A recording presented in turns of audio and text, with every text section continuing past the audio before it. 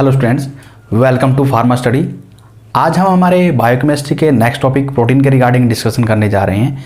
और हमारे बायोकेमिस्ट्री के टॉपिक अगर आप देखना चाहते हैं तो हमारे चैनल की प्लेलिस्ट से जा करके देख सकते हैं। स्टार्ट करते हैं आज का टॉपिक्स। प्रोटीन क्या होते हैं? प्रोटीन एक ऐसे हाई मॉलिक्यूलर सब्सटेंस हैं, हाई मैक्रोमोलिकुलर सब्सटेंस हैं जो आपस में अल्फा अमीनो एसिड्स के द्वारा बने रहते हैं। ये जो अल्फा अमीनो एसिड्स हैं ये आपस में पेप्टाइड बॉन्ड के द्वारा एक दूसरे से जुड़े रहते हैं और फॉर्मेशन करते हैं प्रोटीन का। ये अमीनो एसिड्स कुछ इस तरह से रहते हैं, कार्बोक्सिलिक ग्रुप कंटेन करके, अमीनो ग्रुप कंटेन करके, हाइड्रोजन आयन, और ये आपकी साइड चेन रहती है। ये है आपका अमीनो एसिड्स।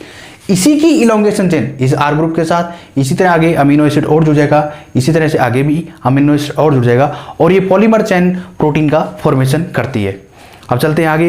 ये जो आपके अमीनो एसिड्स हैं, ये अमीनो एसिड्स कंपोज होते हैं आपके CHONS ग्रुप से। CHONS means carbon, hydrogen, oxygen, nitrogen, और समटाइम ये सल्फर के साथ भी कंसिडर किए जाते हैं। अब देखते हैं कि ये रियल में होते हैं कि नहीं। ये हमारा अमीनो एसिड्स है, इसमें हमारा ये कार्बन, हाइड्रोजन, ये हमारा हाइड्रोजन, ये हमारा ऑक्सीजन, ये हमारा नाइट्रोजन, और कभी कभी जैसे बोला कि सल्फर के साथ भी ये कंटेन रहते हैं। बात करते हैं नेक्स्ट आगे। जितने भी अमीनो एसिड्स होते हैं वो सभी amino acids carboxylic group COOH और अमीनो एसिड्स NH2 ग्रुप को कंटेन करके रखते हैं। तो ये हमारा अमीनो एसिड्स, ये हमारा COOH ग्रुप रहा कार्बोक्सिलिक ग्रुप, और ये हमारा अमीनो ग्रुप NH2 ग्रुप रहा। तो हमने देखा कि जितने भी अमीनो एसिड्स हैं वो सारे के सारे कार्बोक्सिलिक ग्रुप और अमीनो एसिड को कंटेन करके रखते हैं, सिर्फ एक को छोड़ करके। वो कौन सा है आपका अमीनो एसिड्स?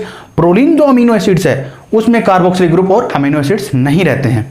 नेक्स्ट चलते हैं, बात करते हैं। ये जितने भी आपके अमीनो एसिड्स हैं ये सारे के सारे फिजियोलॉजिकल पीएच पे ये अमीनो एसिड्स क्या करते हैं? ज्यूट्राइन का या डाइपोलर आयन का फॉर्मेशन करते हैं। और यही ज्यूट्राइन और डाइपोलर आयन किसकी वजह से होता है?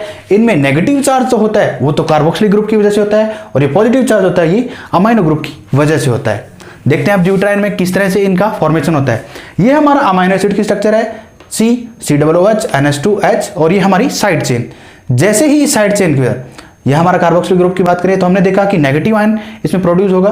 तो जैसे ही हमने हाइड्रोजन इसमें से निकाला तो ये हमारा एसिडिक पीएच की तरफ हम मूव हो रहे हैं। मतलब ये जो हमारा H ग्रुप है यहाँ से रिमूव हो जाएगा और यहाँ पे C+O नेगेटिव का फॉर्मेशन होगा। दूसरी बात, हम जब इसी आयन में, इसी अमीनो एसिड में हाइड्रोजन का एडिशन करते हैं तो हम बेसिसिटी की तरफ कन्वर्ट हो रहे हैं। तो हमारा क्या है? NH2 ग्रुप था, NH2 जो ग्रुप था वो वहाँ पे एक हाइड्रोजन का एडिशन हो गया, NH3 का फॉर्मेशन हो जाता है। इसी तरह से आगे हम देखें तो इसमें क्या होता है कि ज्यूट्राइन का फॉर्मेशन होता है, C+O नेगेटिव, और एक हाइड्रोजन का एडिशन होना क्या है आपका? ये अमीनो एसिड्स या ज्यूट्राइन का फॉर्मेशन है। जो यही शो कर रहा था हमें कि नेगेटिव आयन अगर चार्ज हो तो कार्बोक्सिलिक ग्रुप, और अगर पॉजिटिव चायन अगर एडिशन हो तो ये हमारा अमीन ग्रुप। बात करते हैं अब इसके क्लासिफिकेशन के रिगार्डिंग।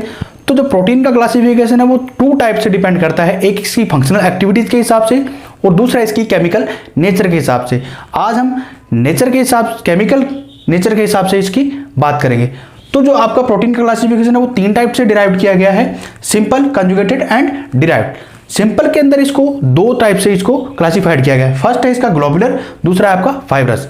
जो ग्लोबुलर क्लासिफाइड है वो आपका है जैसे albumin, globulin, glutamines, globins, histone, protamine and prolamines. ये क्या है? आपके ग्लोबुलर सिंपल प्रोटीन के एग्जांपल हैं। उसके बाद मैं बात करूं फाइब्रस सिंपल प्रोटीन्स की तो collagen, elastin and creatine, this is the fibrous protein of simple protein. अब चलते हैं हम कंजुगेटेड प्रोटीन की तरफ। कंजुगेटेड प्रोटीन में क्या रहता है कि दो प्रोटीन के कॉम्प्लेक्स आपस में मिल करके फॉर्मेशन करे, कंजुगेट करे, this is the conjugated protein. जैसे आपका न्यूक्लियो प्रोटीन, न्यूक्लियस के साथ प्रोटीन मिल करके न्यूक्लियो प्रोटीन का फॉर्मेशन करते हैं। इसी तरह से हमारा ग्लाइकोप्रोटीन, ग्लाइकोजन और प्रोटीन का complex glycoprotein, mucoprotein, lipoprotein, phosphoprotein, chromoprotein and metalloprotein. जैसे कि मेटल और प्रोटीन का आपस में कॉम्प्लेक्स कोई भी आयन, जैसे जिंक आयन है, फेरस है, कुछ भी है, आपस में प्रोटीन के साथ कॉम्प्लेक्स बनके बनाए वो क्या है? आपका मेटलोप्रोटीन है। बात करते हैं सिंपल कंजुगेटेड के बाद डिराइव्ड की। तो डिराइव्ड में क्या रहता है? 2 तरह के रहते हैं। ये डिपेंड करता है प्राइमरी के बेसिस पे और दूसरा सेकेंडरी स्ट्रक्चर के बेसिस पे। प्राइमरी स्ट्रक्चर के बेसिस पे तो बात करें तो ये है आपका कोगुलेटेड प्रोटीन्स और मेटा प्रोटीन्स। बात करूं मैं इसके सेकेंडरी डिराइव्ड प्रोटीन के अंदर तो आपका क्या है? प्रोटीएजेस, पेप्टाइड एंड पेप्टोन्स के नाम से भी इसको डिराइव्ड या क्लासिफाइड किया जाता है। तो ये हमारा क्लासिफिकेशन था केमिकल नेचर के बेसिस पे। फंक्शनल के बेसिस पे हम नेक्स्ट वीडियो में डिस्कशन करेंगे। मिलते हैं, तब तक के लिए थैंक यू।